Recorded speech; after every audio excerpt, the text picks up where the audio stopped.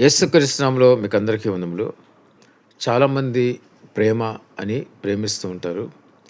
దానికి వెనకాల కారణం ఏంటంటే ప్రేమ కాదు కానీ 2 రకాలుగా ఉంటాయి. ఒకటి ఒక భ్రమ. ఏంటంటే ఆ ఒక మనిషిని చూసి భ్రమించబడటం, ఆ మనిషిని చూసి మరి మురిసిపోవటం, ఆడవాళ్ళైనా మగవాళ్ళైనా ఎవరైనా సరే.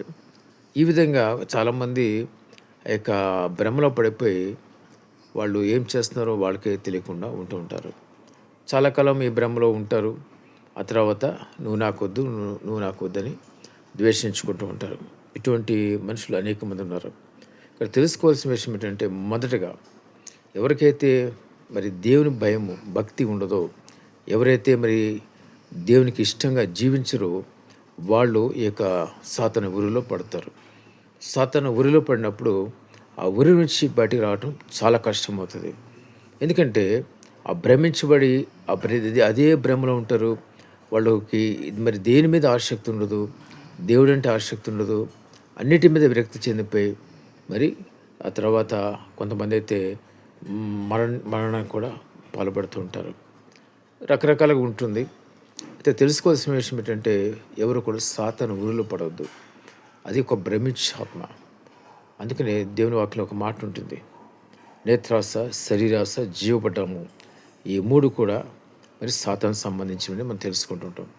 నేత్రాస ఇక్కడ చూస్తే ఏంటంటే నేత్రాస మరి రూపం చూసి చక్కగా ఉంది, అందంగా ఉంది అనేసి నేత్రాస ఆశ కలుగుతుంది.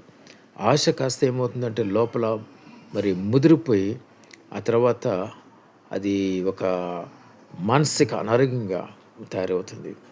ఎప్పుడైతే అది నాకు దక్కదు అనుకున్నప్పుడు వీళ్ళు పూర్తిగా మానసికంగా అనారోగ్యం పాలైపోతారు.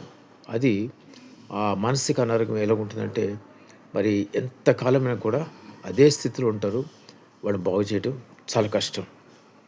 అయితే ఈ విధంగా మరి ఎంతోమంది భ్రమించబడి ప్రేమను భ్రమించబడి మోసపోయి నష్టపోయి ఉన్నటువంటి వారు అనేక మంది ఉన్నారు.